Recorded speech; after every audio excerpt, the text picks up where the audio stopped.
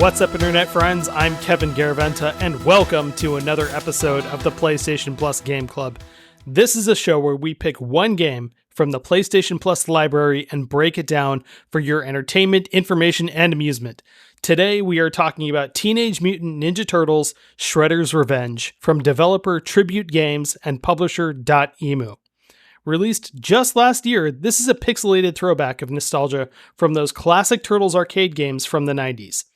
Everyone here has memories of crowding around the arcade cabinet at Chuck E. Cheese or fighting over who can be Donatello at home on Super Nintendo or Genesis. So today we are going to talk about how much this recent game is like those old ones, as well as some of our best stories of why we love those old Turtles games so much. And joining me today is a good friend of mine from the Trophy Talk podcast, Josh, aka SluggerJD. Welcome to the show. Thank you, sir. How are you doing? I'm doing great. How are you? I'm good. I'm happy to be here. Thanks for having us. Yeah. I'm excited to talk about this game. This is easily one of the most fun, chaotic surprises I've had this year. So yeah, and I'm so glad you picked it. I've been wanting to try this, and then as soon as it hit the list, I messaged you and said that hey, these are the new games on the list for this month, and you said let's do this one, and I was so happy. Yep. I agree. I know we got to play a couple of times, and I'm sure we'll dive into that. But yeah, it's just overall a really good time. Even after beating it, I don't know, probably 3 or 4 times in a row now, I'm still having a blast with it. So I lost count how many times I beat it. But also here from the Trophy Talk podcast, he often goes by the tall Samoan guy, Darryl Fuimaono. Welcome to the show. Hey, how's it going, everybody? It's great to have you here too. I'm happy to be here. Thanks for having us again. Oh yeah, of course. And about how much of the game have you played, or how many times have you beaten it? Ooh, I've lost count as well. I think I'm 6 playthroughs already, but it just goes to show how good and fun of a game it is. Yeah. And it's very fitting for us to talk about Turtles games today, since this is the first episode with 4 people. Returning to the show is Jordan Vickers. Great to have you back. Hey, hi everybody. It's great to be back. Can't wait to talk about one of my first loves as a human being, the Turtles. You are I think you're the only one here who has a turtle as your avatar on Discord. And you sent me the image earlier, and I was like, this is really awesome. I love this. So yeah, I'm really excited to just hear your thoughts about this particular Turtles game, and also your memories of growing up playing those games. Oh yeah. For those who don't know what he's talking about, are you going to use that image for the YouTube video or something?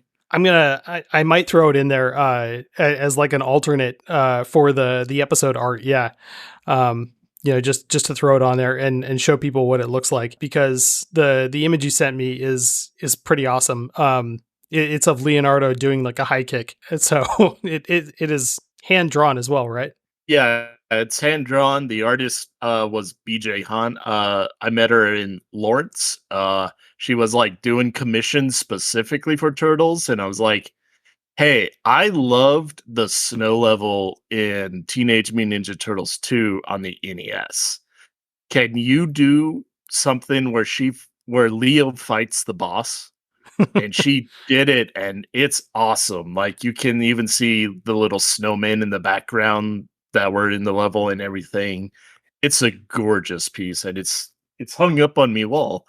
So yeah, if you guys are just listening to this, take some time, go to the YouTube video, and try and look for this picture. Yeah, I just fucking love it. Yeah, I'll try and make it the thumbnail of the YouTube link, so you can see it in some better resolution than just on the podcast art.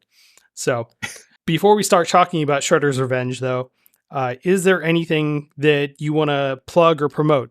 Jordan, I'll start with you. I actually will be starting my own podcast soon. Oh, awesome. Okay.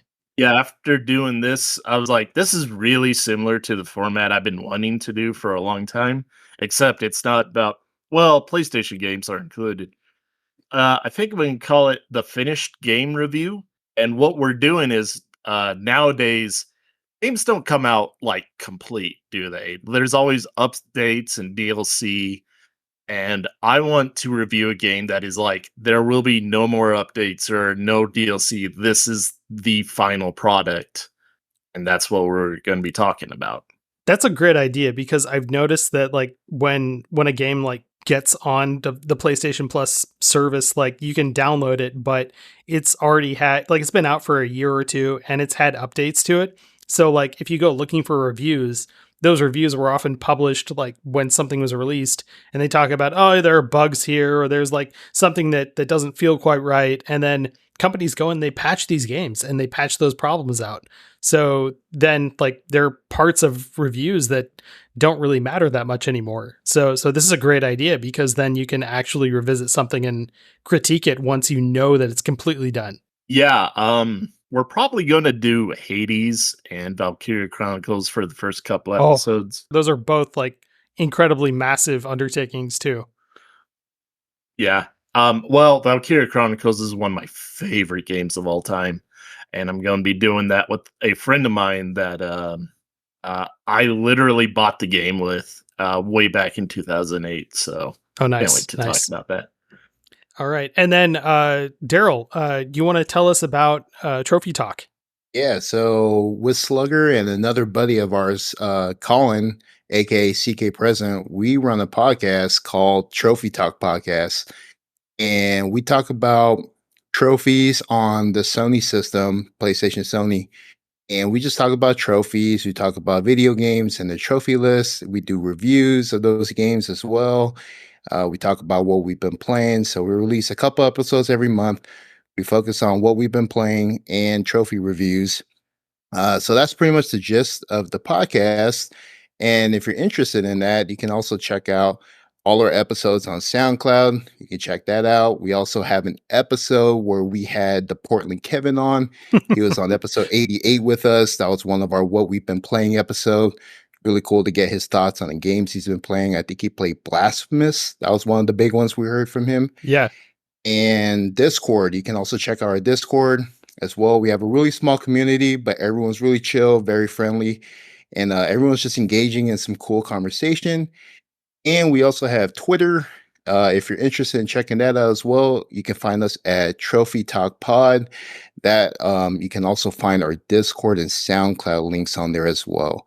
So yeah, appreciate the love and the support, everybody. Yeah, of course. It was great to be on your guys' show and talk about Blasphemous. I felt like I kind of gave a miniature preview for my thoughts on the game before I recorded, our episode over here. So, it was great to just talk about other games to play as well with you guys. So I really appreciate being on the show. Slugger, do you have anything else that you'd like to plug besides the Trophy Talk podcast, or any further thoughts on it? I don't think so. I mean, that's really the only thing I'm involved in that I feel like I could plug. But I will reiterate. So I come into that podcast and that community a little bit differently. I started as a listener, and I listened to the show for probably about 2-ish years before they had a host fall out, and I was really good friends with them. It kind of shows the testament of like how tight knit our community is. Even though it's a little small on the Discord side, like we're tight knit, we all know each other pretty well, because when they had the spot open, I'd just game so much with them. I talked so much with them, like hours and hours and hours in party chat over those 2 years. They asked me if I wanted to be on the show. Of course I want to do it, but I also got like a little bit scared, because I'm like, I've never podcasted before in my life, but I really want to do this. Like, this just sounds like a blast. I've always wanted to do this. So I jumped at the chance. But yeah, I really just want to shout out the community again. Like, doing the show with the guys is great, but also kind of building and fostering that community of gamers who are all kind of like striving for their own personal trophy hunting goals. It's cool to like, build that, I guess, that space for people to share and engage and make friends. So come check us out. Yeah. And that's some great piece of advice as well. Like, you said you were, kind of scared to start doing it, but it's something you always wanted to start doing. I'm in that same boat. I was kind of scared to start podcasting myself, but eventually I just said, I got to try this out. And I was really nervous that first episode. Go ahead, go back and listen to the observation episode. And, we were all really nervous about doing it because it was all our first time. on that show. But, once you start doing it, it is a lot of fun. So if you're scared to start something at all, just give it a try. And if you like listening to what we are trying here, please like, subscribe, and share this show on your preferred podcast listening platform of choice. Please also share the Game Club with any other PlayStation players, Turtles fans, or pizza lovers out there who you think just might enjoy the show. You can also send us an email at psplusgameclub@gmail.com to comment on our selected game of the month, to suggest a game for future episodes, or just share what your favorite pizza is. And you know who else loves pizza? Teenage Mutant Ninja Turtles, Teenage Mutant Ninja Turtles, Teenage Mutant Ninja Turtles, heroes in the half shell. They are the world's most fearsome fighting team. The heroes in the half shell and their queen. When the evil Shredder attacks, these turtle boys don't cut him no slack. Teenage Mutant Ninja Turtles, Teenage Mutant Ninja Turtles, Splinter taught them to be ninja teens. Leonardo leads Donatello does machines. Raphael's cool but rude. Michelangelo's a party dude. Teenage Mutant Ninja Turtles, Teenage Mutant Ninja Turtles, Teenage Mutant Ninja Turtles, heroes of the half shell. If you see this game as an arcade cabinet, which character are you choosing to play as? Slugger, I'm going to ask you first.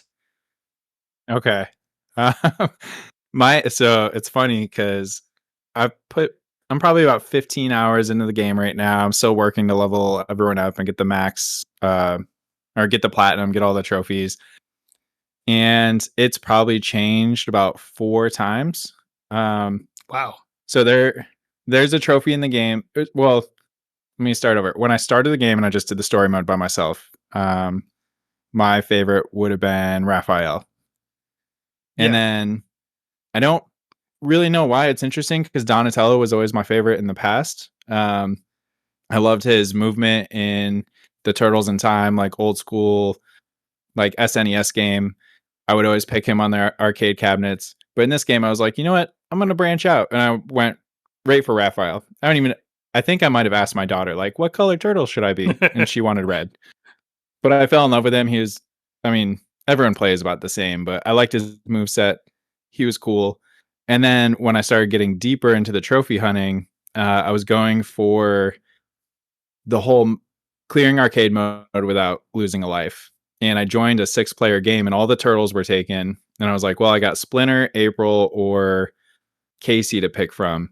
I'm going to go with Splinter. I'll try him out. And I fell in love with Splinter during that time. And I was like, oh man, Splinter's like really freaking good. I love his power-ups. He's got decent range like Donatello. The only problem was he was a little slow.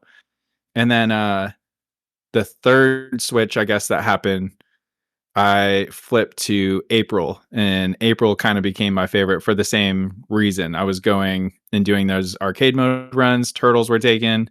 And April has this really cool like uppercut attack where she does 3 spinning kicks in the air and you kind of juggle a character up in the air and then you can slam them. That move alone, I fell in love with her and I was like, yep, she's my girl. I'm never switching off April. And then I kind of settled back on Donatello. When I was doing my level ups, I was like, man, I know Donatello's slow, but I just really love the staff. I don't know what it is about the staff. It's just a cool weapon to see like kick dudes' butts with a wooden pole when everyone else has like swords and katanas and nunchucks. Like, I don't know. To me, there's something that the skill in Donatello seems a lot greater when you can still do the same amount of damage with just a staff. Yeah. So I had fun with all those characters I listed, but I do think overall, based off the nostalgia and kind of the fun I had with him leveling up, it did settle back on Donatello. Cool. Darryl, what about you? For me, I had a couple favorite ones, and it kind of just boiled down to who I enjoy playing the most as. So I've had a chance to play as everybody, just to see what kind of the positives and negatives were. I really enjoy playing as Michelangelo and Donatello. So I really enjoy playing as them. I think Michelangelo just a fun turtle to play as because he's such a goofy person while he's just fighting ninjas and Yeah. bosses. And I really like that about his personality. When you can do his taunt, like all the turtles have different taunts and like ways to like gain super energy. And Michelangelo's is my favorite. At least his taunt is, because he kind of like does this like dopey dance, and that's one reason I really liked that character. I was gonna say that as well. I just love the shuffling. It just makes me laugh, and Yeah. it's just a goofball. So he's really cool, man. I just love the nunchucks, man. You just can't go wrong with beating up guys with nunchucks. Just a awesome weapon. And Donatello, man, just like Slugger, I just really enjoy playing him, and just his weapon just seems so simple, but it was just effective in so many ways. Like I just love the AoE attack. He just got everything on screen. It's just crazy. His particular like AoE attack, it seems to like suck guys in too, like a tornado. Yep, it does. Yeah. I noticed that for a few of the characters. Yeah. Yeah, and I agree with you. Like, he does feel a lot slower than the other characters, but his reach with the kendo stick is fantastic. Jordan, your favorite character, who are you going to play as if you walk up to a cabinet? Leo. Oh, nice. I know it's the boring answer, but man, it's hard to beat swords. And secondly, he is literally the most average character, but probably in a good way, because since all his stats are like literally right down the middle, probably the best one to kind of start off with to get a good feel of what to expect in the game if you're just starting out. Oh, yeah. He's a great starting character, and for anyone that hasn't seen it, like when you select a character, you get to see their stats, and all of their stats are rated from 1 to 3 stars, and Leo's are all 2 stars. And so he's going to feel just perfectly fine in whatever you're trying to do with him. Yeah, and the stats, for those who don't know, are power, range, and speed, which are all very self-explanatory. Yeah. So yeah. For myself, I also started with Leo and then switched over to Raphael just to try a couple of characters out. But really settling on my favorite, it would have to be April O'Neil. And really, it is that amount of speed that she can use to hit guys. Like, I don't think I ever really got hit trying to hit somebody that was about to hit me, because I would always just connect with that punch first. And the only time I would get April hit was when I wasn't paying attention to another guy that was coming for me. But also, like Slugger, you said, her uppercut is fantastic, where like all the other players will just give one hit as they uppercut a character into the air. But April will hit 3 times because she'll give them like 3 different kicks, and it gets you more hits like on screen. Even though she's not as powerful, she does hit a lot faster and more often. So I loved playing as her. She is very fast. She felt much noticeably faster with her, like, I guess, combo speeds. Yeah. Like her punching attacks just like fly through enemies. Yeah. And then it also helps that she is dressed in bright yellow, so it's really easy to pick her out of a crowd. Slugger, you and I were talking about this when we were online one night, but we're going to get into this more as like, this is what the structure of the game is, but there are tons of characters on screen. And if you're playing as a turtle, it's really hard to just keep track of your character, especially when somebody else is playing with you and they're also another turtle. The difference in color does not help when all you can track are like the color of the bandanas on the turtle. And it's really easy to just mix up who you should think you're fighting as. And instead, like, your character's over in the corner punching at nothing. That happened to me a lot. How about you? Yeah. I mean, that's why I think that's one of the reasons I like those side characters, is because if you go into the co-op mode online, like you were saying, it is just pure chaos. There's not only is there, the average 5 to 15 enemies on screen, but then on top of that, have 6 players and they're launching super attacks, and there's people jumping in the air, and there's punches flying everywhere. Yeah. So easy to like lose yourself in the shuffle. So the side characters actually can like come in clutch with just keeping your awareness on your focus on your character and not on a different turtle because you zoned out for a second. Or just happen to like trade places in the fray. Like that can so easily happen. And I remember that happening as well in the old arcade games. So like this is definitely a throwback to those old beat 'em up arcade games. And like, is that a good structure for like a just like a fun party game? And I feel like it is. What do you think, Darryl? Like, is this very, very well made in the vein of those old games? I would say so. Like, it's been decades since I played a beat 'em up. Like, I can't really remember playing a beat 'em up on any of the like older consoles I played. Maybe like Castle Crasher or something like that.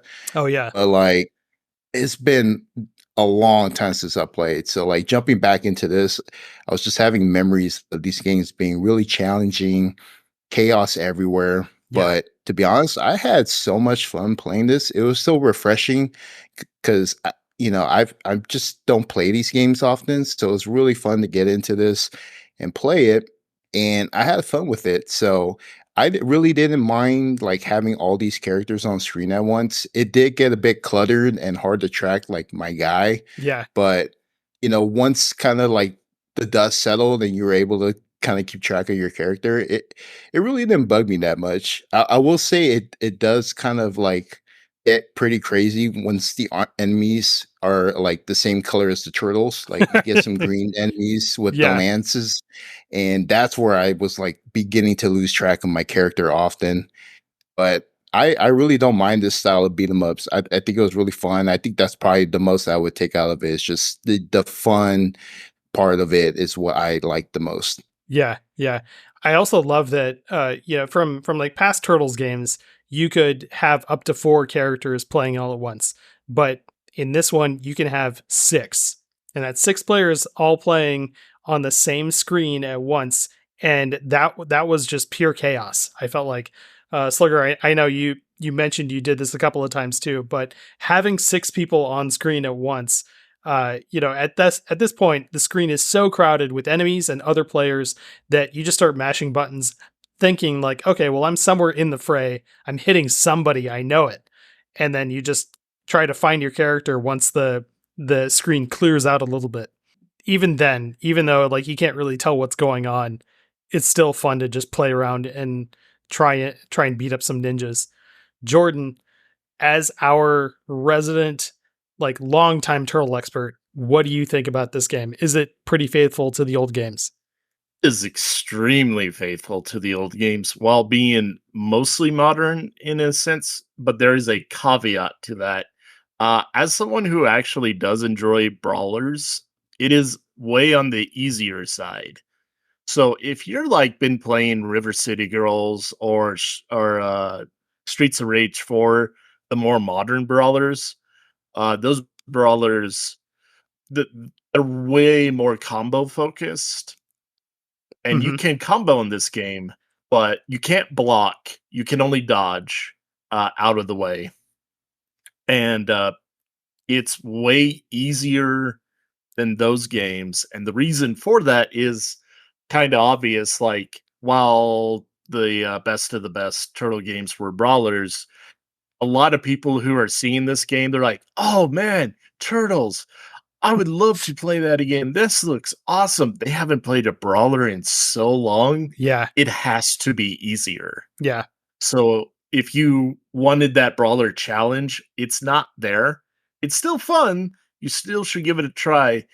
But if you were like, I play Streets of Rage for like racking up those combos and trying to get like 64 hits before I can even stop, that's not what this level of game is. Yeah. Yeah. And those old games, it definitely felt like here, bit of backstory. I also in the past 2 weeks, I got the Cowabunga collection, which is all of the past Turtles games on one disc or in one package, and you can play all of them. And I revisited all of them just to play through them and see how they felt compared to Shredder's Revenge. And most of them feel like they are there just to take your quarters, and that's it. You know, they feel so cheap and unfair sometimes because it's kind of like, how was I going to dodge that? Come on. And really, like, they were there in the arcades just for the spectacle of showing you something huge on screen or a ton of characters on screen that, you know, everyone had to fight together. So this one definitely feels a lot easier, but at the same time, it doesn't feel unfair because, like, you kind of have to figure out a way to anticipate certain things like traps showing up, or you know, have like a really hard fight. Like later in the game, there are those rock monsters that show up, and you have to figure out how to fight them and dodge them because they don't go down in just 2 or 3 hits. They get up and they keep fighting. So the same goes with the bosses. Like, you know, if you can figure it out, you can beat the bosses without taking any damage, but you really have to know their patterns. And that's where this game comes in, of like actually playing it over and over again and learning the move set. Yeah, there is one thing about the game that is very unfair, and that's the challenges. Oh, Some yeah. of these challenges are really easy. It's like, yeah, don't get hit by obstacles or anything like that. But then there's like ones that are like, don't get hit, period, throughout the entire stage. And that Yeah. seems almost impossible. And Yeah. I didn't even go for those. And I think our trophy guys probably have a bit more on the subject of that. Yeah. So Slugger, you mentioned that at first you were going for the challenges when we were talking one evening when we were playing. Like, how long before you kind of gave up on the challenges? The second you told me they weren't required for the platinum, I gave up on them. So I guess I didn't do a good trophy list scrub like I normally do. So I made it probably, I guess it was probably around stage 5 or 6. I wasn't really going for them. Like, I were if they were achievable, and the ones where it's like, oh, clear this level without hitting it or getting hit. It's like, okay, I'll come back for this when I'm doing like cleaning up for the platinum and after I've like got some skill. And then you told me like, well, let me backpedal. I was terrified as hell seeing those challenges because I'm like, some of these are impossible. Like, Jason was saying, like, how am I supposed to do this? And I just kept telling myself, like, it's got to be doable. The platinum rarity is like 28%, whatever it is. Sorry, I think that's too high. It's like 11 or 12%, I think. And I was like, surely there's not that many amazing people and I just suck. Like, there's got to be some trick to this. And then you came and you told me, you're like, oh yeah, you don't have to do that. It's just the collectibles. You don't have to do the challenges. And I'm like, thank the Lord. I'm still trying to go through them though. Like when I level my characters up, because I noticed you get like bonus experience points on your character when you complete them. So I'm gunning for them, but if I don't finish them, especially like the don't get hit ones, I'm not too chafed about it.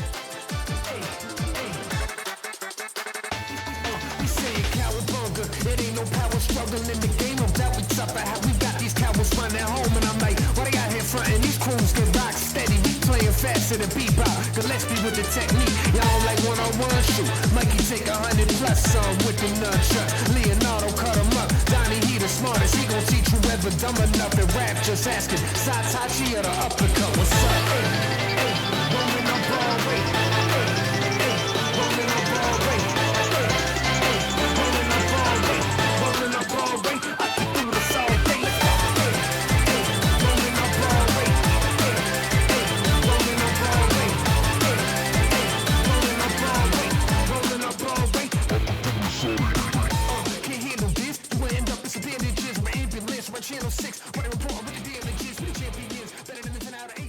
In terms of like looking at it as a throwback, there were a couple of people that wrote to me and said that, like, you know, I love this game too for it being a throwback. And one guy said, I just played this game a few weeks ago. It was excellent. Totally reminded me of Turtles in Time.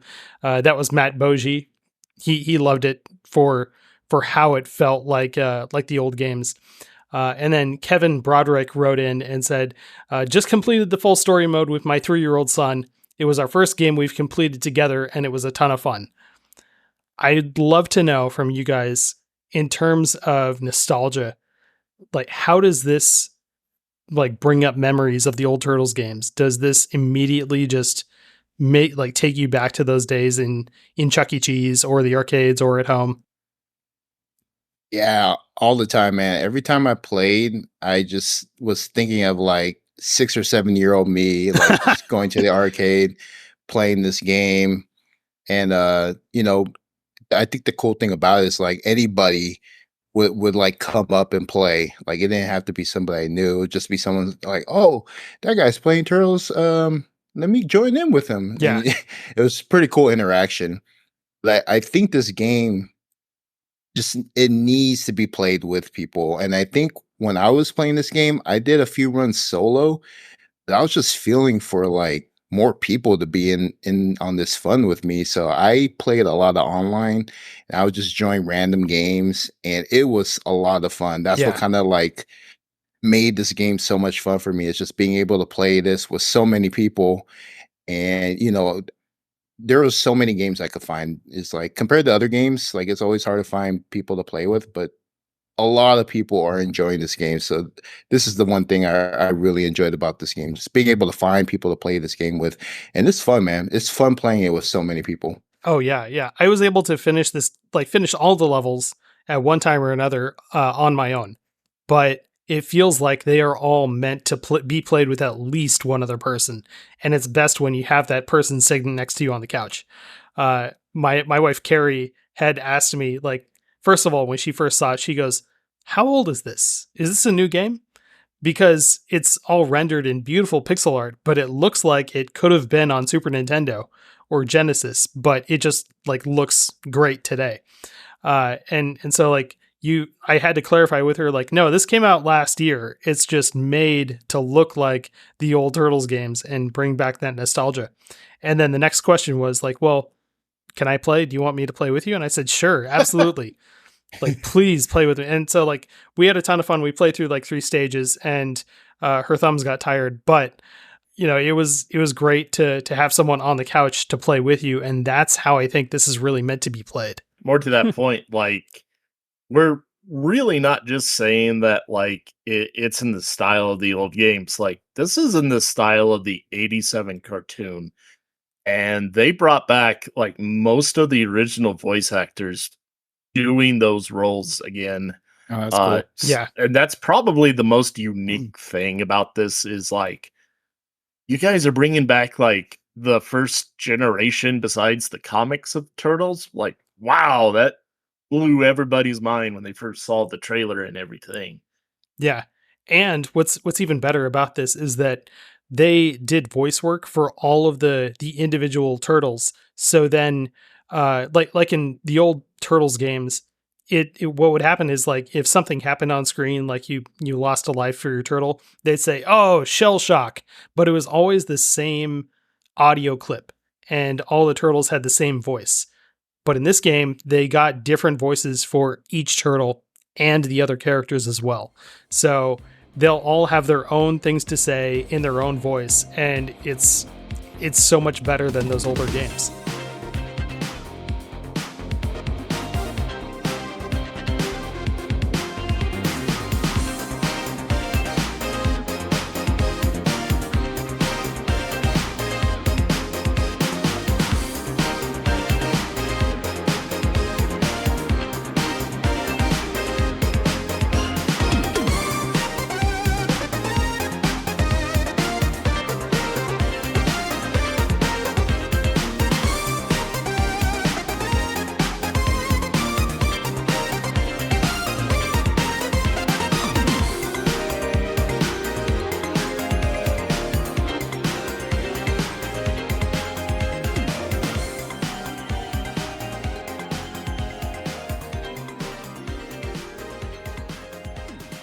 One other thing that I know we have to talk about is the music.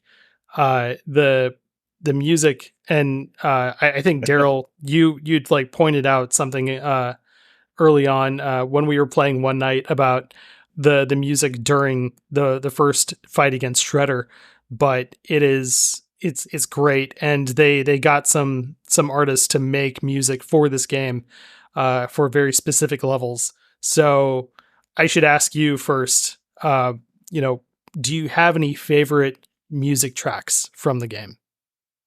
I think what I really enjoyed most about this game, besides it being so much fun, is the soundtrack. So the soundtrack was really cool. I loved how every level kind of had its own style of music, and the song that I really liked the most was the where you fight Shredder for the first time. Yeah. It kind of tricked me because I was thinking it was going to be something similar to what we heard earlier in the earlier stages, but it like flips the script and it becomes hip hop all of a sudden. Yeah. And it was so cool because it's like you're fighting Shredder, and then he has like all these moves, he's throwing everything at you, and then you just hear like Wu-Tang Clan in the back. The song's performed by Raekwon and Ghostface Killers. So Yeah. it was so Yeah. cool. It's just like, what? Like, this is like, I didn't even hear any of this earlier in the game. So it's kind of just adding to that whole modern style of the game. Yeah. And But that song was really cool. it just totally ups the hype levels for like this, what could be the final fight of the game. But it just feels so epic to have that track going on in the background. It's called We Ain't Came to Lose. And especially when it hits that chorus and you start hearing We Ain't Came to Lose over and over again, that really gets me going during the fight. I loved it too. Slugger, what about you? Favorite music tracks? I do want to say, I think what made that specific song, because that's what I probably would have said, but I think what made that specific song so impactful was because everything up to that point, and I think you guys hit on this, was like replicating that old like chiptune style like soundtrack. Yeah. And then to like bring in the modern music during like a Shredder fight, it's like, oh shit, stuff's like it's about to go down. And it just like hypes you up. But man, I don't know if I could pick just one. I guess if I had to, it would probably be the first like hoverboard level. I'm trying to. Yeah. The song in particular is Mutants Over Broadway. And that one's by T. Lopez and Anton Caruzza. And that one I loved too. Because that one has a little bit of the hip hop lyrics in it. But it's also just really catchy and fast paced.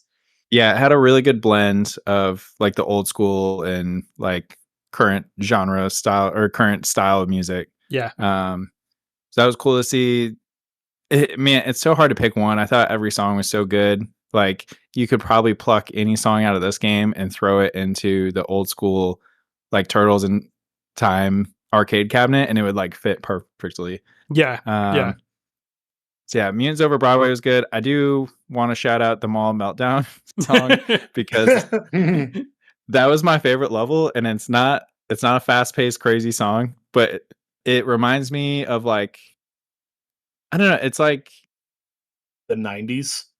Yeah, it's like it's a 80s, 90s feel. Like malls aren't really a thing anymore, but it like I love the mall vibe, and it almost sounds like really hyped remixed elevator music or like mall music that you would hear playing in the background. But yeah, it's a cool level with a cool song that kind of backs up the theme of the level. So I wanted to shout that one out too. Yeah. And then Jordan, like, what about you? So I was also going to shout out the mall level because there's a vibe with that music that kind of takes you back. And you were talking about T. Lopez. He also does the music for Sonic Mania. And if you listen to the tracks, it shows because they are both really good, but very similar. And he uses a lot of the same techniques. But I have to also shout out to the Krang fight near the end. Oh, it is so good. Yeah, it's basically a remix of the Krang fight in the arcade game. Yeah. With a sick guitar over everything as well. That one's so good. I loved that one. And then, the fight itself is really hard too, especially like if you're on your own. And so like the music just adds to the tension. Yeah. I actually listened to the entire soundtrack yesterday while I was doing my Uber, and it's like just listening to them alone. The tracks are actually way shorter than I thought they would be, but they're really solid and really good. And also listening to the lyrics of the few songs with lyrics. Yeah. like you were talking about the Mutant Mayhem one. The puns in there are just They're glorious. so good. They're so good. Especially like Panic in the Sky is another track that I loved. And it seems like they put in specific music with lyrics for the hoverboard levels, but like that one as Yeah. well had great writing to it and such good puns. But yeah, I think the only one that we haven't mentioned is the Technodrome levels music. That one, Technodrome remix. I just love the bass pounding in it, and then how there's like this sort of auto-tuned voice just repeating the word Technodrome over every now and then. It sounds really cool. Anything else to say about the music? Like Darryl, anything to add? Yeah, so Slugger and Jordan mentioned the Mall Meltdown, which was also a favorite of mine as well, because the first time I played it, the melody really had me thinking, this sounds similar to another song. Maybe not in the exact same tune, but it sounds so much like Into the Groove Hydro by City. Madonna. Sorry, I didn't mean to blurt that out. It sounds You're so good, much man. like what, Darryl? Like Into the Groove by Madonna. oh, okay. Oh, Yeah. okay. Yeah, I just kept hearing that in my head. yeah, and like the aesthetic of that level as well is just loaded with pink all over the place, and so Yeah. like that really fits the feeling of that. So I loved it so much.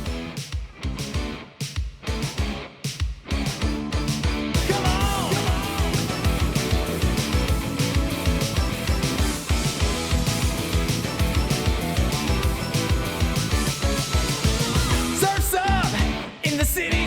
I'm fired up and I'm feeling gritty. Fists rumble in the air like thunder. This mad ride's gonna take you under. Like a shooting star blazing through the skies, and the fire burning in my eyes. Catching up to you, I'm bringing on the fire. Gonna blow you up like dynamite. Hey, blow up like dynamite. Come on. I can feel this rush running through my veins. Glorious. I'm a cityscape. Can't nobody stop me like a mighty force of nature wreaking havoc in the sky.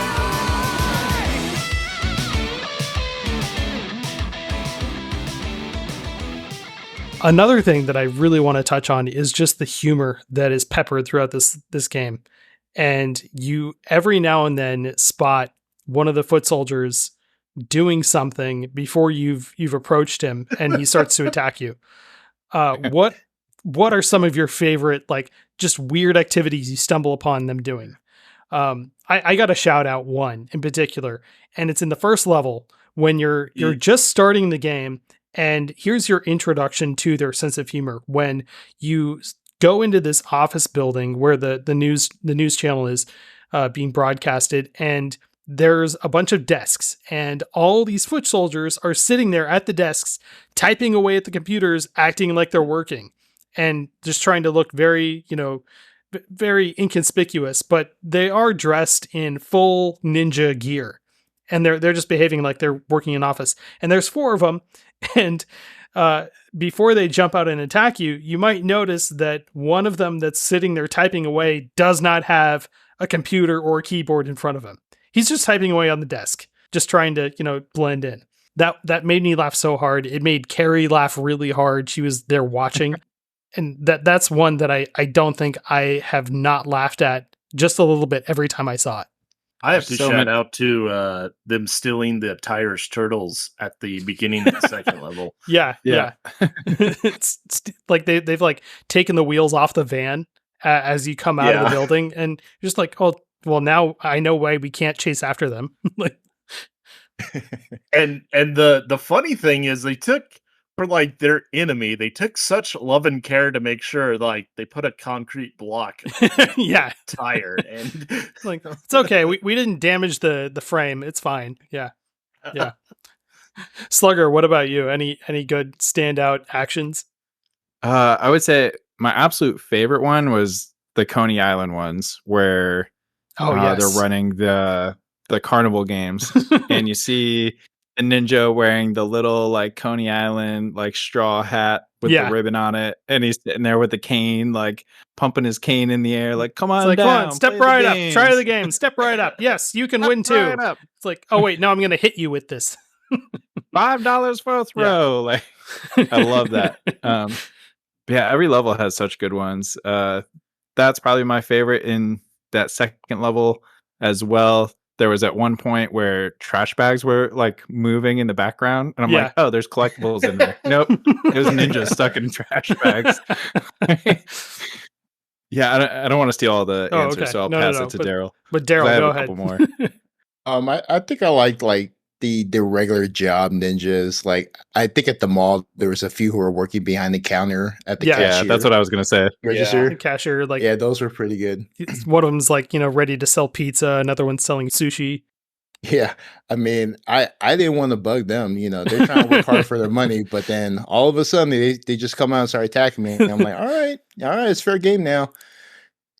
I did like the one with the guys with the food tray in the mall. Oh yeah, they're like, those are good too. They just got their lunch and they're walking through the mall like in the food court, and suddenly they drop it and just go for you. Yeah. Slugger, you had a few more you want to shout out.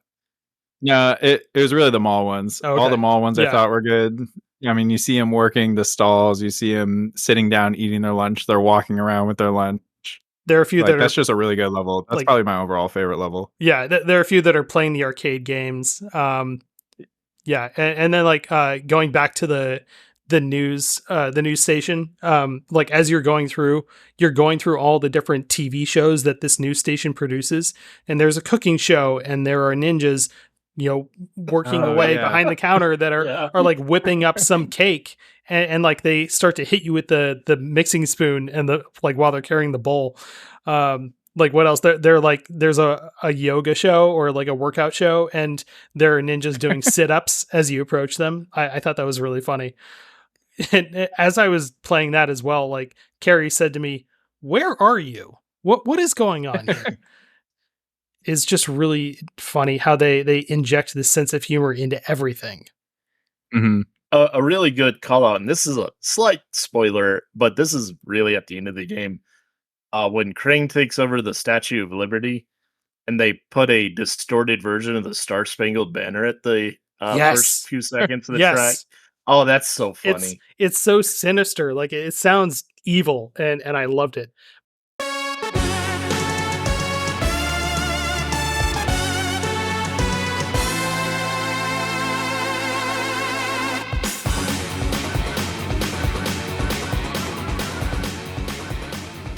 By the way, there's not much to spoil in this game, and no. I'll tell you about like non-spoiler moments later when we talk about our history with the Turtles games. But like this game, there's not much really to spoil because it's meant to just like be played through in a couple hours and to have fun with your friends and laugh at.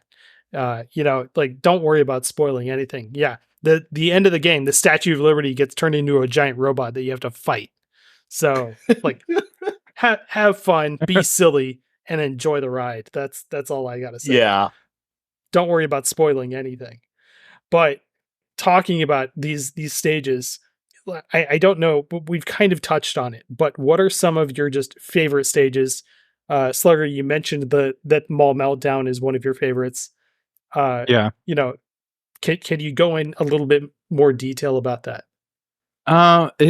I think it's just the nostalgic feeling for malls in general, because malls are still like really a big part of like, I don't know, communities when I was growing up. I know they're still out there, but I've like taken my kids to the mall now, and like they're mostly empty and desolate, and just, like you can just tell like just about every store in there it seems like they're on the verge of closing down like any day. Oh no. For the ones that are still open, at least near me. But yeah, I think a lot of it's just the nostalgia, because like as a middle schooler and high schooler, like that was a place where you went to hang out with your friends. You'd go there to play video games, and your parents would hand you $20, which would, get you a snack from like Auntie Anne's, and then, you'd have $15 left over to go play this, go Yeah. play Turtles in Time, like go to the arcade, or you'd go there to talk to girls, or you'd wander the stores and cause havoc. So I think for me, the mall being my favorite just kind of came from all the nostalgia because I spent so much time like in the malls growing up. Like that was our hangout place outside of like our local neighborhood and outside of our home. You know, if we weren't out in the streets riding bikes or we weren't at our house, we were normally like at the malls doing something. Yeah. Jordan, how about you? A favorite level from the game? I think my two favorite are the zoo and the level right before the Technodrome where you're in the jungle. As much as the zoo can be annoying, it's also really fun jumping over the animals that got loose. And I'm sure we'll talk about it a little bit later, but the two bosses in that level, Oh yeah. like, are a love letter of, there's more than just Bebop and Rocksteady here. Oh, yeah. for fanfare. Yeah, it is. Well, we can talk about it right now. It's Dirt Pile and Ground Chuck, right? Yeah. Yeah. Yeah. And so like Dirt Pile is a giant gopher who will he's got like a hard hat and a shovel, and he like digs into the ground and then will try and burrow underneath you and create a hole where you are to make you fall into it. And then Ground Chuck he's a bull, is that right? I'm trying to remember this. And he'll like charge at you back and forth across the screen. Yeah, they even gave him a southern accent and everything. It's kind of funny. So yeah, that's a great pick for a stage and for bosses. Because like what's also hilarious is that because you're fighting both Dirt Pile and Ground Chuck at the same time, they're both on screen, they're fighting you, and you can make them accidentally hit each other. And like they take damage from each other, and that's really funny to just like make you start thinking about fighting them differently. Darryl, do you have a favorite stage that hasn't been mentioned yet? I think I like the Mutants over Broadway Oh yeah. most, just because that's like one of the few levels where you're actually like on the hoverboard and everything's moving so fast. Yeah. Like I really like that fast paced action. And there's just like so many enemies coming on screen. You got the guys in the hovercrafts, and then you guys got the vehicles coming, dropping enemies down, and the little insect robot bugs. And then the thing that really was funny about that level was just the cars that would just come at you at full speed and run you over. There's like a section where at the bottom of the screen, you have one car, you get the alert for the car coming. It would come. Oh yeah. Yeah. Then you get like two more cars that follow right behind it. I'm like, what the heck? So I fall just for it every remember. time. Yeah, it gets you in this rhythm too, because like there's an alert at the bottom, and so you have to move to the top. Then there's an alert at the top, so you move down out of that lane, and then there's an alert at the bottom again. So you think you're zigzagging back and forth, but that second time that an alert is in the bottom lane, you move up and think like, okay, well I got to move down again, and that second car that comes through hits you, and then the third one goes over you just for good measure. It's like. It's just an insult to injury. It's like every time I fell for it too. Like it took me like 5 different tries of that stage before I finally was like, okay, no, I'm not moving down. I'm staying here. The hardest part about that stage, I think, is the aerial combat, because it's really hard to just line your character up right with anything that's flying. And I had a hard time figuring that out, but eventually I got used to that. But like, that's another kind of skill wall that you have to get around. Yeah, I remember dodging some things Yeah. can be really weird because the perspective of the constant moving background, you're not on ground. You're used to shadows, and Yeah, it's just hard. Darryl, like what'd you think of the boss of that level too? Because like you have to fight Bebop and Rocksteady in this giant monster truck that you're chasing, and it's called the Turtle Tenderizer. Oh, that fight was pretty challenging at Yeah. times. It just felt like it was hard to get close enough to do damage, because I felt like even if you're like a sliver of your body was touching the truck, it'd be like an automatic hit from Yeah, the boss. It was really Yeah. hard. For me, I just up supers just to get around that. But I just like how he would just like, each boss would kind of like pop their head out of their window, out of the window. They would do their attack. Yeah. Yeah, like Rocksteady, who would like shoot the lasers at you. Then you had Bebop, who would kind of like swing the ball and chain. So that was pretty cool. Yeah. And then just to have that vehicle just move around the screen was pretty cool at times as well. It's really hard to dodge too because it takes up like a quarter of the entire screen. Every once in a while, they throw a grenade at you, and I didn't realize this was possible until like a couple of like times I'd played it. But you can actually bounce that grenade like off of Back one of your at weapons. Yeah. Yeah. I got it to happen once, just once. And I was like, what? Like, I can't believe I did that. It happened to me one time, and then I was like, oh, that's how they want you to fight this fight. Because if you get near the truck, like Darryl was saying, like you take damage. And because I saw it bounce at one point too. And then I tried to replicate it and I couldn't do it. I kept swinging at the grenades and I just kept blowing up. So there's got to be some like really specific timing there. Maybe. Yeah. Yeah. Now that I'm remembering this fight and getting hit by the truck, this was the first level where I was terrified about the challenges and going for the platinum. Because there's a challenge in this level for clearing the whole stage without getting hit. And I'm like, I don't know how I'm going to do this boss fight without getting touched. Yeah. Like, I go too many button prompts into my combo, my character moves forward a little bit more. And just by touching the boss or touching the truck, like you take damage and get knocked back. And I could not figure out for the life of me, still can't, the amount of times I've like replayed this level, can't figure out like the right distance to strike without getting hit. It annoys me. And I think it's probably easily one of the more challenging bosses. Or I guess you're not challenging, but kind of unfair in that aspect of you can't even like touch the boss or you're taking damage. Yeah. It's really hard. And like after a while I was just kind of like, you know what, I'm using the super on this thing no matter what. And thankfully your supers are so powerful that they end up just taking out like half of a boss's health bar. So it's pretty handy. For myself, favorite stage, I gotta say it is the first Technodrome level. Again, I already mentioned I love the music. And then that was the first level that I found a really hard challenge to try and beat on my own. I had played most of the stages by myself for the first time, and this one I like got through the first half of it, and it is the first stage that has a mid boss to it, where you fight General Trag. He's one of the rock soldiers that you have to fight while you're riding on this elevator, and then I figured out how to beat him. But I only had like one life left. And then I got to the next part of the stage and got beaten down and had to start the stage over again. So then I only actually finished it for the first time when you, Slugger, and we were playing one night together, and that's how I did it. But Darryl, were you playing with us that night as well? I think because then like we finished the whole game that night. I think we did beat it. Yeah. He jumped in. You and me played a level with the two of us, and a level or two with just you and me, and then Darryl jumped in for the last like maybe 4 or 5 levels. Yeah. But like eventually I did figure out how to actually fight General Trag by myself. You know, it is more fun when you have more people because he's got this like sheet of metal or concrete, whatever, that he uses as a shield. And you're supposed to have someone distract him while you have someone else hit him from behind.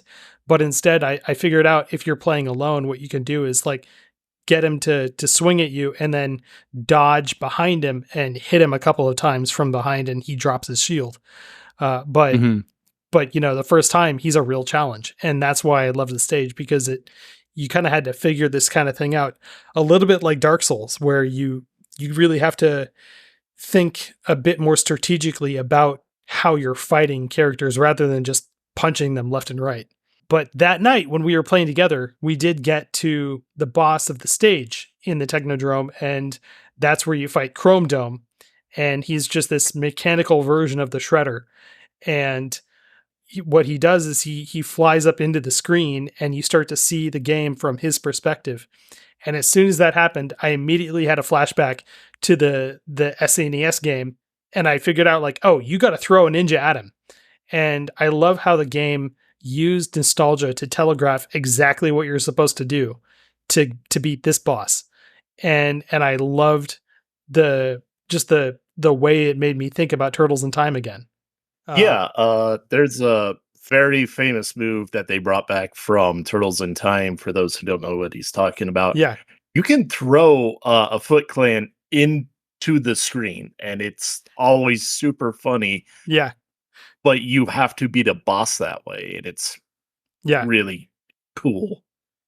And it's like it gives you this this way to do a move that you might not have even done before, but it doesn't tell you how to do it. You just kind of have to like know that you can do this by getting close to an enemy and being able, and like your character just automatically grabs them, and then you have to hit down and strike, and they will like throw the ninja at the screen. So it's like down and square, and then like Chrome Dumb flies back into the arena, and that's when you can start really wailing on him. But like that was like immediately, as soon as I saw it, I was like, that's it, do this. And Darryl, I know that like you'd finished the game before us, and I'm sure you were sitting there thinking like, oh, I know, dude, I know. And it's like, no, I was just so excited. I was so excited that I knew exactly what was going on. So yeah, when I joined that session with you guys that one night, we got to that specific boss fight. I was like, oh, this is gonna be a cool fight, guys. And then I really didn't want to say anything because I just wanted to keep it a surprise. But I kind of just like laid back and was just like fighting guys or reviving guys if they went down. Yeah. And when you guys finally figured it out, I was like, it's so cool. It's such a cool way to defeat the boss. No, it's just like how you fight the Shredder in Turtles in Time, but not in the arcade. You don't get to do that in the arcade. It's only on Super Nintendo.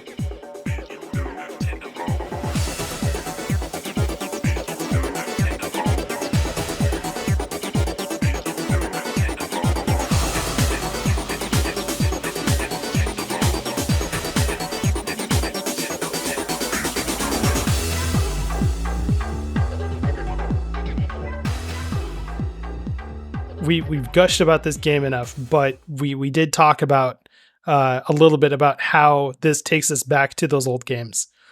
I do want to hear from you guys, and I know I should start with Jordan.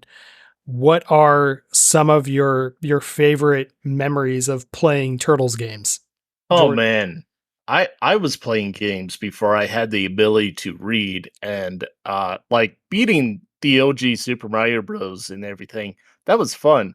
As much as I love Turtles, the arcade port, I couldn't get past Rocksteady for the longest time. Not until I was like went back to it later on. The only way I could beat it is if I had someone with me. Yeah. But then like Turtles in Time came out and just blew everybody's minds. Mhm. I would highly recommend the collection. I have it too. The what's it called again? Oh, the Cowabunga collection. Cowabunga. The Cowabunga collection. Yeah, Yeah. there's more than just like the games in there. There is cool artwork and promos and Yeah. things that you won't believe. And if you really want to get back into those, get that collection for sure. Yeah, it's fantastic, especially because you can see the advances they've made in terms of like how they've tried to make this particular game more accessible compared to those older games, where like those older games really will beat you down because they're designed, especially the arcade ones, they're designed to make it to just make you keep putting a quarter in. And so like you'll have like 2 lives and that's it, and then you have to put in another quarter. But with this one in particular, like they make it so like, it'll push back on you if you're having a hard time, but the more you play, and you don't have to beat a stage to make your character better, but the more you play, the better they will get and the easier the game gets. Yes. And just like that old one, like when you had a person with you, you could beat Rocksteady, and it feels like that way here. Like, this game is really meant to be played with more than one person. Slugger, any favorite memories of playing Turtles games? I got two. One is very specific. The other one's more broad, just nostalgia. But there was a DOS game. If you don't know what DOS is, it was like an operating system that you would have on your computer before Windows. I guess it was like pretty much how you ran your computer before Windows. I didn't have a computer at home. I only had like Nintendo and Super Nintendo. And we'd go to my grandpa's house and he had a computer. And it's funny, my grandpa really got me hooked on games. Well, kind of. It started with Mario, but my grandpa got me into like the computer stuff. So I'm like 7 or 8 years old playing like Doom, Duke Nukem, Shadow Warrior, like really bad stuff actually. But he had this Ninja Turtles game. I had to look it up because I had no idea what it was called. I just searched like Ninja Turtles DOS game, and this is specifically what it was. Ninja Turtles Manhattan Missions. I looked to see if it's in the Cowabunga collection. I think like the console version of that game was in the Cowabunga collection, not like the original DOS version, because there's Manhattan Missions and then there's the Manhattan Project. The funny thing about this is I wasn't good at the keyboard, and my grandpa had, this is going to sound so stupid. I cringe thinking about it. He had like a joystick, like a flight stick that you would play like Microsoft Flight Simulator with.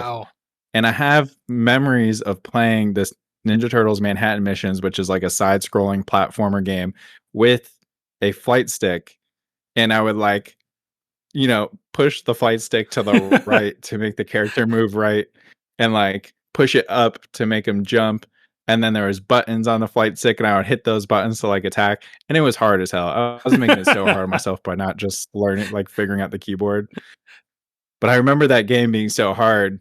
And I'm like, is this just because it was an old school game, or is it because I was a dummy kid that was trying to play a platformer with a flight stick? I could, nowadays I could like go viral on Twitch for that.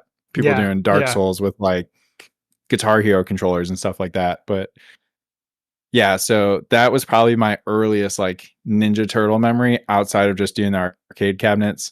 And that's kind of where the second like broad memory comes in, is going to Chuck E. Cheese, going to the arcades in the mall, jumping on with either my brothers. I have 3 younger brothers and an older sister. So it was always perfect with me and my younger brothers, where the 4 of us could jump on and pretty much run one of those cabinets ourselves. So I didn't have to like play solo or worry about finding random kids to play with. Yeah. So I'd either play with them, or I would like jump in with random kids at Chuck E. Cheese or wherever. And then we eventually got Turtles in Time on the SNES, and I thought it was so cool. It's like, man, this is just like the arcade, but now I have it at home. And me and my younger brothers would hook up 4 controllers, and the 4 of us would just play and go nuts and have fun.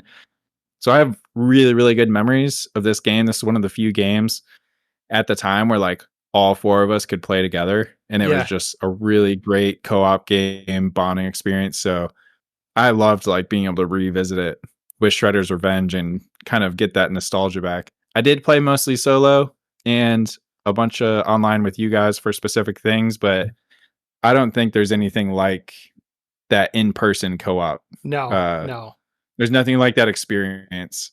Like online's cool, but it really does, like, this game deserves to be played like couch co-op with a bunch of buddies or your kids or your wife or whoever you want to play with. Like, yeah, those are kind of my memories, like just the arcades and then that joystick memory.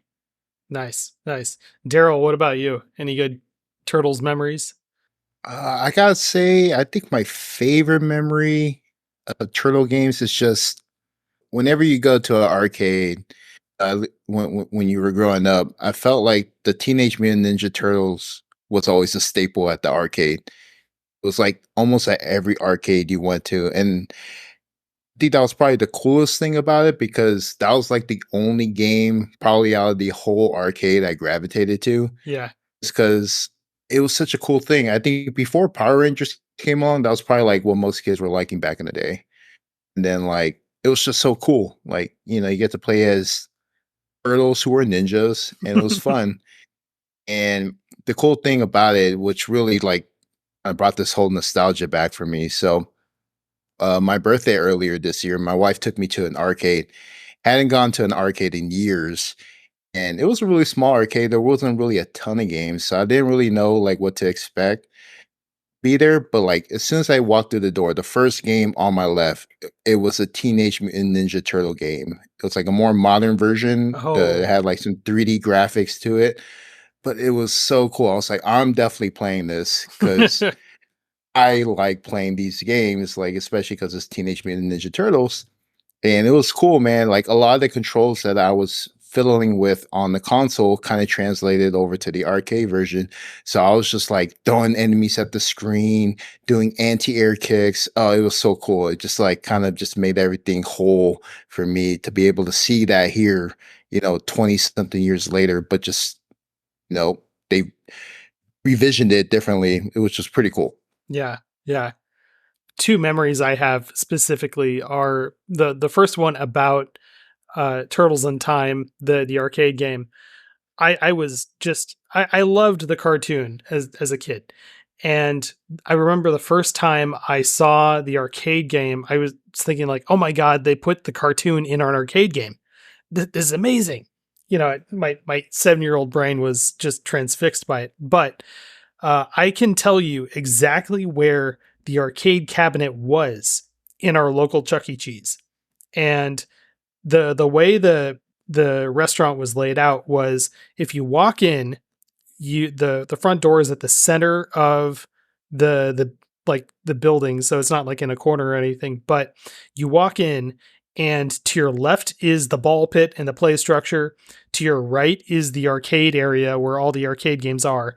And then if you walk straight past this load-bearing column, there's the dining area, the pizza place with the animatronics and stuff.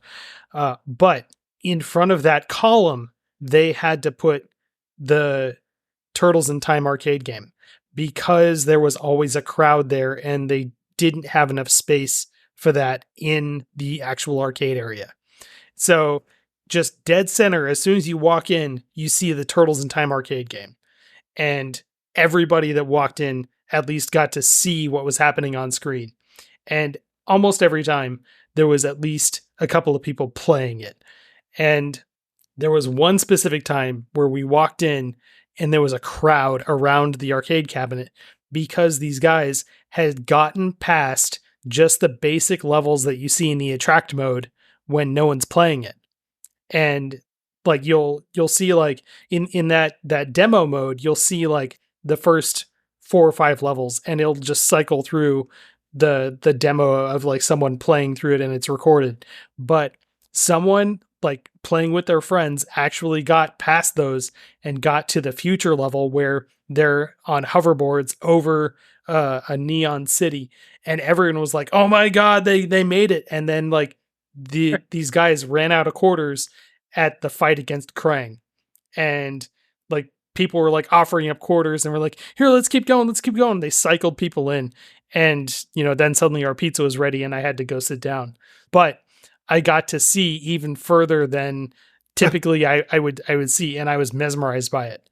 And so then I think a couple of months later, the Super Nintendo game came out, and I thought like, oh my God, they put the Turtles arcade game like on Super Nintendo. Dad, let's get it.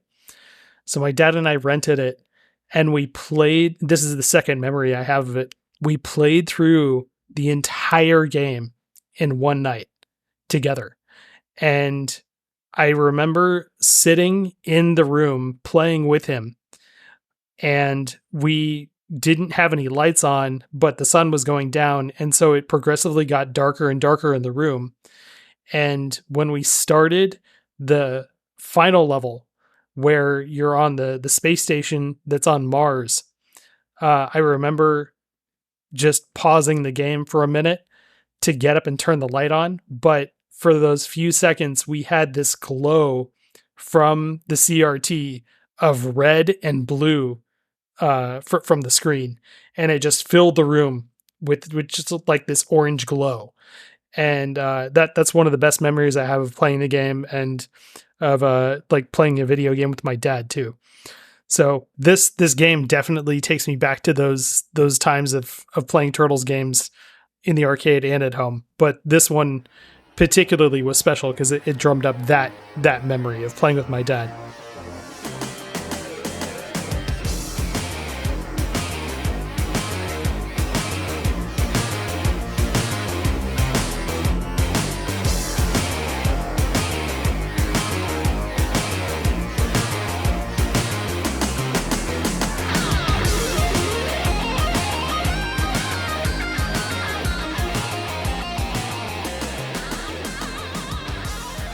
I like to ask people on the show, how would you rate this game? Would you say it's, not worth your time? Get it on sale or try it if you have a subscription? Or is it on the level of shut up and take my money? It's that good. Darryl, what do you think?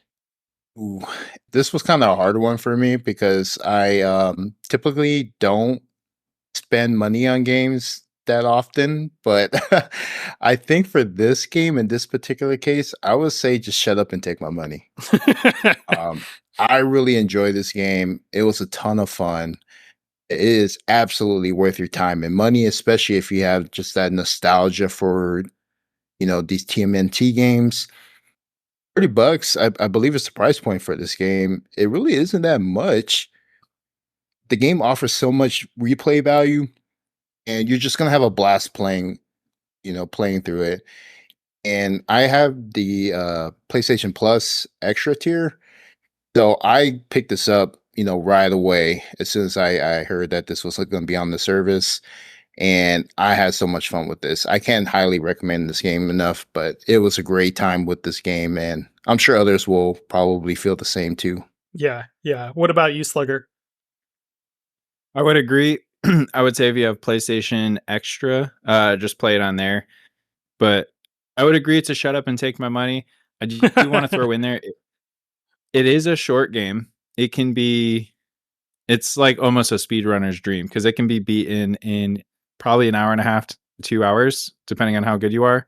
Your first playthrough may be a bit longer as you're kind of figuring things out, but I know at where I'm at now, I think I'm on playthrough number 4. Like I said earlier, just leveling characters up.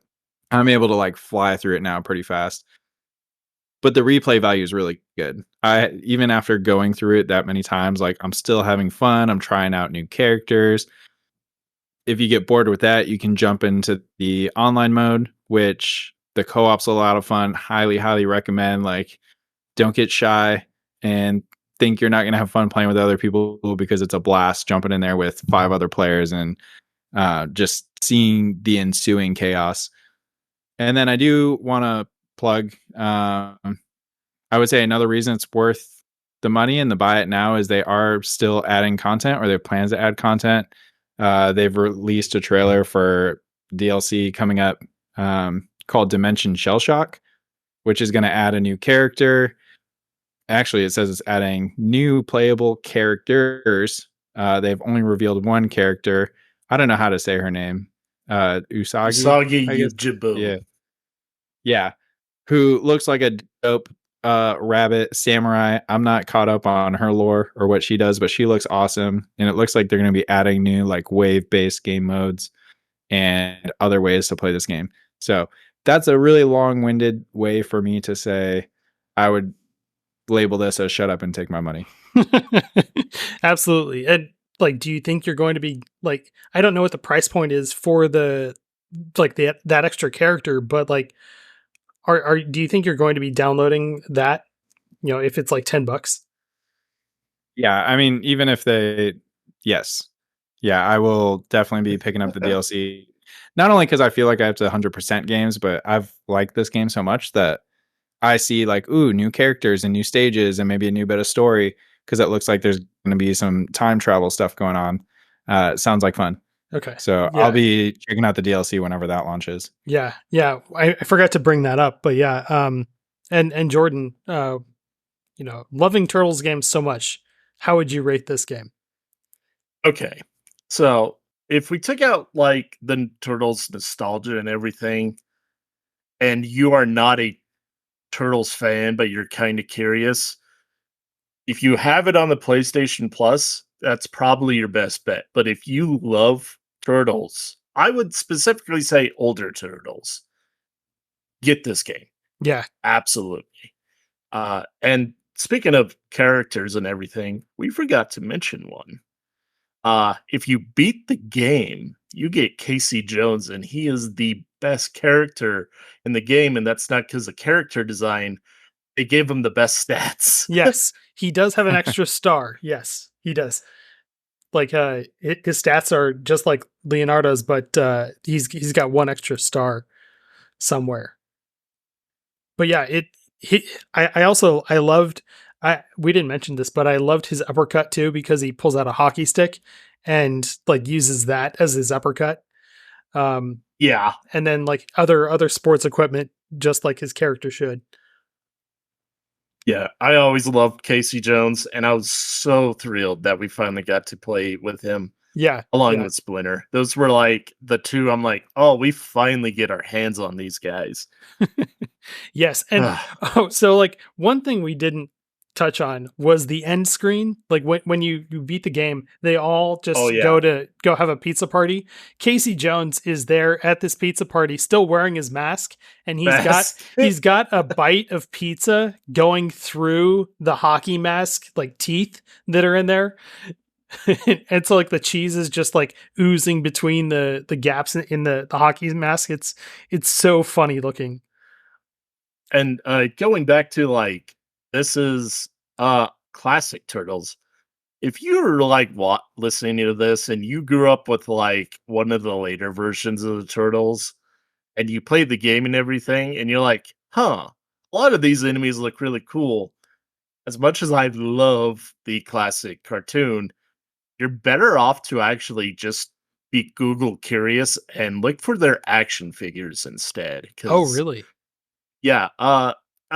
Like I love the 87 cartoon, but man, it has not aged well. Like they only use their weapons in the first 5 episodes, and then like censorship came down hard on them. Oh yeah. It's all goofy fun and everything, but they're like, they destroyed the Foot Clan by like cutting down a light pole and having the light pole fall on them. And I'm like, it's goofy and everything, but the old toys and everything, they were $1 billion market back in when we grown up as a kid. Oh yeah. And that's why I was gonna say that's why we have so many interesting bosses and everything, because they were trying to sell us toys. Yeah. You know, and like my cousins had the pizza mobile that shot pizzas. I remember it's like I remember having I had all 4 Turtles action figures, but they were like the base Turtle action figures. They didn't do anything special. And then one day I saw a commercial for the action figures where you could like open up their shell like a cupboard and store weapons in there. And I thought the ones that I had did that. And so I went and I grabbed them and I tried to open them up and nothing happened. And I was like, this is weird. Why aren't mine working? You got to buy the new toys. Yeah.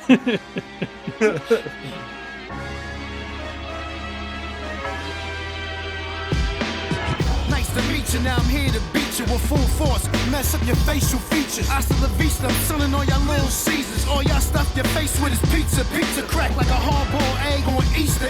See these muscles on me? I could beat your teacher. I'll defeat Leonardo, y'all become the weakest. I take off all of your mass and dismantle your features.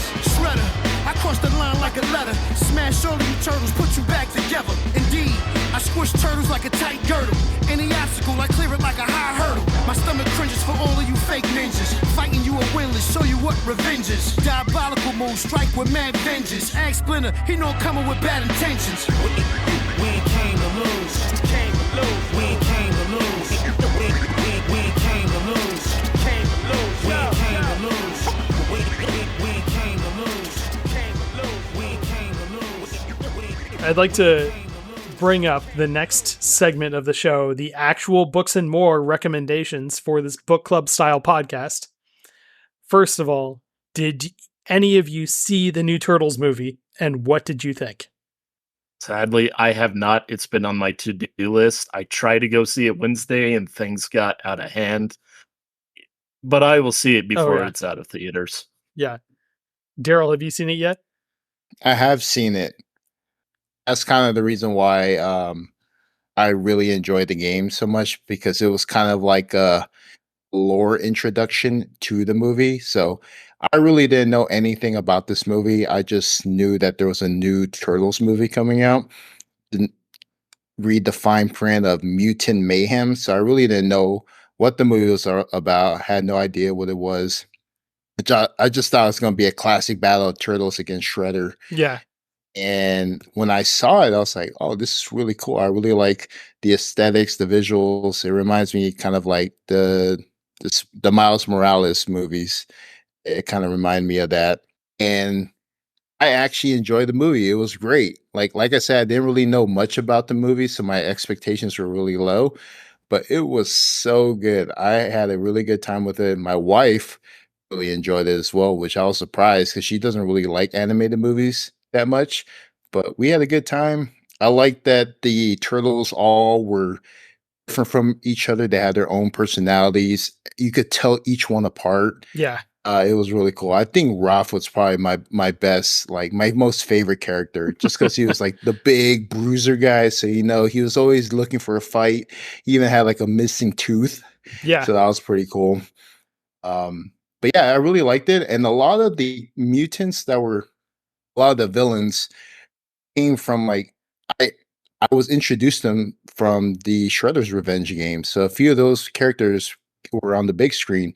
I was like, oh yeah, I remember that boss. I remember that boss. Remember that boss. It was really cool. I enjoyed that part a lot.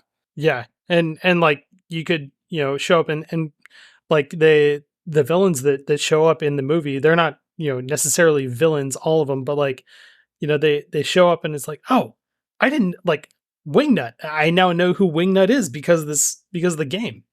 And so it was really funny how like the game shows you what characters to watch out for in the movie, even though they're there for just like a few seconds. And like, now it's kind of like, well, I have more context for some of these characters and like understanding what they could do if they wanted to fight the turtles.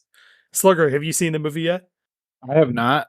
I'll be honest. I do want to say though, because I think we're going to get into some of it. When it came to like movies and the comic books and everything else, I really wasn't like the biggest Ninja Turtles fan. I loved the video games, and I like obviously knew who they were because the action figures, and I would see it on TV, but it was like never my first pick ever. Like I was always a Power Rangers kid first and foremost. So like when it came to the TV shows and the movies, I was never like too interested, but I'll be honest, after playing Shredder's Revenge, like I want to see this movie. Just yesterday I tried to put on like one of the more modern like Nickelodeon series, trying to get my daughter like hooked on it. Because every now and then I can get her hooked on something cool that's semi interesting for me. Like we've been doing the Netflix Sonic series together. And I'm like, cool, if I can get her into Sonic, I can get her into Ninja Turtles. Because I'm like really interested now to kind of like dive into like the series and the franchise as a whole. Like I'm really enjoying it. And it seems like there's a big like resurgence. Like Ninja Turtles are in everything. I know they're in like Street Fighter 6 now. You can get them as characters, and they were in Justice, and like they're just trying to make, I don't know, they're trying to bring them back, and I love it. So yeah. I do want to see the movie.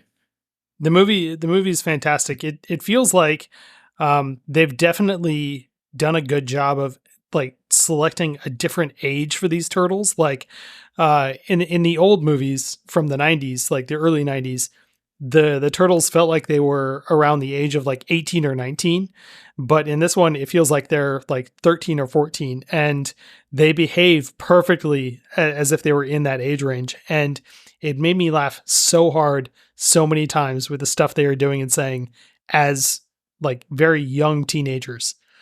So I highly recommend seeing it. It is great. And then the animation style is very much like the Spider-Verse movies, but this one, compared to those, like those did look like they were comic book pages come to life. This one looks like they are like a 10-year-old's drawing come to life at a lot of points, and it looks fantastic. So like highly recommend seeing this movie. Other great Turtles movies that like like I just wanna mention, like, it doesn't quite feel the same as or as good as that first one from 1990, but still like I loved it. And I do want to ask you guys, what are some of your favorite Turtles movies, if you have any at least?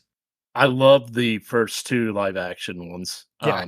They're so much fun. By the way, we forgot to mention Temptress in the game. She summons Tech and Razor from the second movie, and Yes. Yeah. and the final boss is very disappointing because it's Super Shredder. It is Super Shredder, but And he's not that difficult and not that super. Yeah. No. No, you literally have to wait till he's vulnerable and hit him. That's all you got to do. Yeah. Yeah. But Yeah. yeah, I'm so happy they made those three callbacks still in the game, and like, Yeah.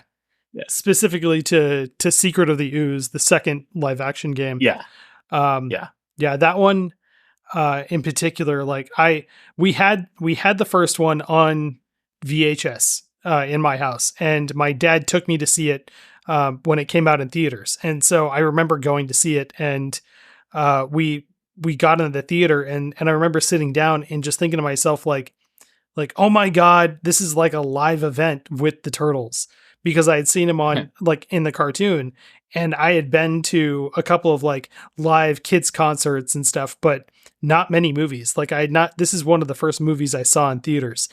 And I was just in awe of like, oh my, they're real. They're on screen. They're real. Oh my God. But that's what a 5-year-old is going to think when he sees the Turtles in their puppets, not in a cartoon. Slugger, do you have any favorite Turtles movies from when you were a kid? I do remember the live action ones, but I haven't seen them since I was a kid. I remember loving them. Yeah. The first and the second. I don't know if I ever saw the third, but I remember You don't thinking it need was to. so cool. Yeah. I remember thinking it was so freaking cool. Same reason. Like, Yeah. oh man, I was just playing these guys on a video game and in the arcade cabinet, and now they're on the screen. Like, they were like real life. Yeah. And that I don't know. I would have to rewatch them again to see if like, are these like nostalgia glasses I have on? Were they actually good movies, or are they like really bad when we were just kids? I do think the first one holds up really well. Like I watched Okay. it like last year, and it's still really good. It's got some good writing in it. And Okay. it's a fun, good time for an early 90s movies, but it still holds up really well. I haven't seen the second one in a long time because we didn't have that one on VHS, and so I only watched it a couple of times at my cousin's house. That was the one they had, and I was really jealous all the time. But yeah, the first one is one of my favorites. Darryl, what about First you? one's the best one. Oh yeah, it of course it is. Darryl, I gotta say, part 2 is probably like my favorite as well. That's Yeah. the only one out of the movies I can remember. I mean, it was such a good one. I did like seeing the mutants in that movie show up in Shredder's Revenge. That was a really cool like nostalgia hit for me. I was just like, I remember them from part 2. I didn't know their names, but I just remember Yeah. the design being the mutants from part 2, and that was really cool. And I mean, it had Vanilla Ice, man. I like when Yeah. the ninjas were jamming out when he was performing, so that was pretty dope. Yeah. There are a couple of specific lines that I remember that, or like moments from that second movie where like Raphael's tied up. I think it was Raphael, but he's tied up and he's got like a piece of tape over his mouth. And I think somebody else comes in and like tears the tape off of him to rescue him. And he's like, oh, thanks. Why don't you just rip my lips off too? And then is it Leonardo who rescues him? He just puts the tape back on his mouth. Take back on. Yeah, it's a little too Yeah. Okay, so you mentioned a couple others, Jordan. What are some other really good beat 'em up games out there? Oh man, probably River City Girls is so much fun. It's another pixel style legacy game from the legacy of this what's it called? I remember the Japanese game, Kuni no Kun, but River City Ransom, that's what it's off of. And it's about these two girls who think their boyfriends have been kidnapped, and it is hilarious. You don't even need to know the lore to get into this game, and it is stylish as hell. The music is awesome. The gameplay is solid. And the only other one I could think of you must play is Scott Pilgrim. Oh yeah. Yeah. Yeah, Scott Pilgrim's an awesome game. Okay. Yeah. Slugger, any favorite beat 'em ups that you can think of? My two other arcade, like old school arcade ones that I played growing up that I liked, if it wasn't Turtles, was X-Men had a beat 'em up, like side-scrolling beat 'em up. Yeah. Pretty similar. That was really good. And then there was a Simpsons one too. And I loved the Simpsons one. Simpsons one's pretty famous. Yeah, and that one's just fun because it's really silly. Like if you play as Marge, you're beating up characters with a vacuum cleaner, and it was always a fight for like who could be Bart, because Bart was like easily the coolest. He had the skateboard and just beat people up with the skateboard. Yeah, if we're gonna go more modern, you actually took my two with River City Girls and Scott Pilgrim. Those are good mentions. I guess it's pretty well known, but Castle Crashers I would say is a pretty well done like hack and slash like beat 'em up side scrolling game. I believe it's on PlayStation. It was on Xbox only for the longest time. Yeah. And you can get it on PC and PlayStation now. So that's another good one. Yeah. And I think that's about it. Okay. Yeah. Daryl, can you think of any others? No, Slugger took my answers. I think The Simpsons and X-Men were great beat 'em ups for me, and only because they're the only two other ones I played growing up. Yeah. Same here. There's one other that Jordan, you mentioned a long time ago. It was Streets of Rage, and I think there's a fourth one. There's a fourth one that's out on PlayStation now, and I haven't had the chance to try it, but I kind of want to now that I finished this one. It will probably be coming to PlayStation Plus, I would imagine, because it feels like one of those games that's about due to be dropped in. Yeah. There is one obscure beat 'em up that if you guys ever get your hands on, you have to play this game. Okay. The Alien vs. Predator game by Capcom is unbelievable. Yes. It is so fun. I bought that when I was at a used game store thinking that it was like a different kind of game because I had seen a couple of videos of it and didn't realize it was a beat 'em up. And like you play as the Predator beating up aliens on some so distant much planet. fun. Yeah. I was like, wow, I can't believe that they made this. This is amazing. It's a rare gem for sure. And then I think it's only, they might have ported it, but the best one is the arcade version. If you ever come across that arcade, do yourself a favor and play it. Okay. Yeah. Is there anything else that you're reading, watching, or playing recently that you'd like to recommend? Just beat Final Fantasy 16. Nice. That was great. Oh yeah. Nice. What about you, Slugger? Yeah, I'm also going to throw the plug in for Final Fantasy 16. Yeah. I haven't beat it, but absolutely loving it. It is an amazing game. Really like just overall enjoyable experience. Highly recommend it. Yeah. Okay. And Daryl, how about you? I'm watching and playing a few things at the moment. So I'm watching anime. I'm watching this show on Amazon called The Cabaneri of the Iron Fortress, which is pretty cool. If you like Attack on Titan, it's pretty much almost the same. Okay, cool. Definitely check it out. I think there's like 10 or 12 episodes. I'm enjoying this so far. It's pretty cool. I watched this Netflix movie on Friday, I believe, with my wife. We just love watching zombie movies, but the movie we watched was a Japanese movie. It's called Zom 100. Good List of the Dead. I guess is a live action version of the manga. So really cool movie. I enjoyed it. It's pretty long, but it's worth the watch. And currently I am playing Untitled Goose Game. Ooh, and yeah. I'm playing The Division. So I'm balancing my time between those two games. I've been kind of thinking about trying out the Goose Game. Yeah, just because it got so much praise earlier, I think last year or the year before. But yeah, should give that one a shot. The only other recommendation I have is for next month's game, which will be The Evil Within. And typically I like it when we talk about games that are lesser known, but since this one is almost 9 years old and it's one that I never got a chance to try, I thought why not jump into it, especially since fall and Halloween is on its way. You know, I also love horror video games and I've been looking for a good scare lately, especially because I just finished the Resident Evil 4 remake and really didn't get scared once. So, you know, I'm looking for something to creep me out, and I'm hoping The Evil Within will do it. Have any of you guys played The Evil Within? Yes, I've played on the 360. Oh, okay. Yeah, I played it up to the last level, and I must have rage quit or something, because I remember loving it, but when I look at my trophies, I never got a trophy for beating the game. Oh, weird. So I just don't think I beat it. I think I got stuck right there at the end and stopped. I've been telling myself for ages I'm going to revisit it, but I haven't yet. So maybe I'll do it with your show coming up. Cool. Check it out cool. so I can be prepped to listen. Awesome. All right. Darryl, where can people find you if they want to follow you? So you can find me on Twitter.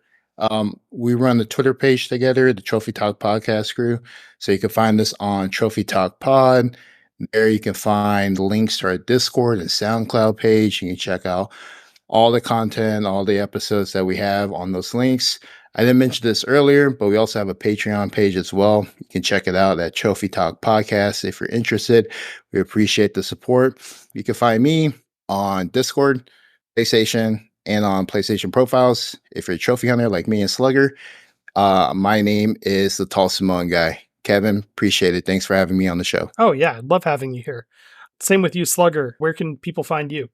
I won't plug the Trophy Talk podcast again, but I'm very active on the PlayStation Network, Discord, Twitter, all those places at SluggerJD. If you're looking for me on Twitter, it's actually a Slugger_JD, but everywhere else, SluggerJD.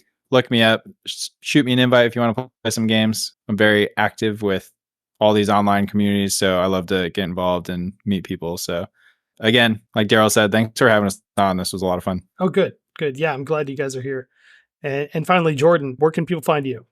Nowhere at the moment. Hopefully by the time this comes out, my first episode of Finished Game Review will be out.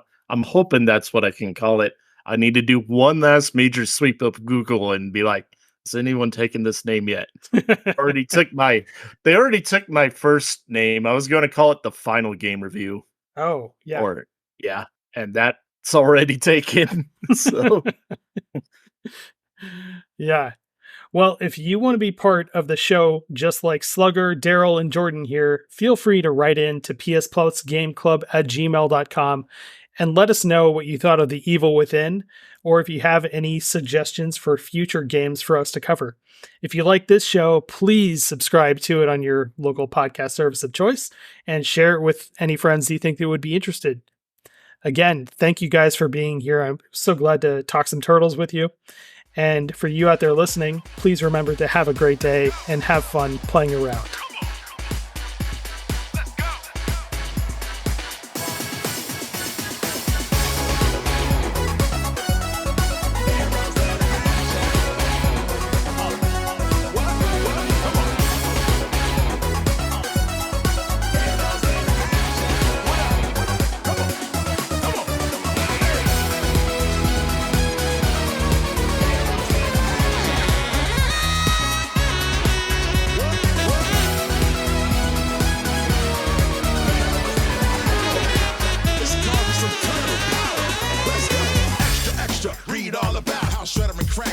Without a doubt. So here's a little story I like to tell about four youngsters coming out of their shells. You might be wondering what this world's come to. Talking turtles all bursting kung fu. Straight from the sewers, making maneuvers in New York City, bringing it the wrong viewers. Donatello, a veteran thinker, trained under the watchful eye of Splinter. Raphael is strong, but he's reckless. Next is Michelangelo, he ain't stressing. Working harder than fearless leader, and after a long fight, we'll need some pizza. The only thing that'll flood is hunger, and if you with me, yell, come on.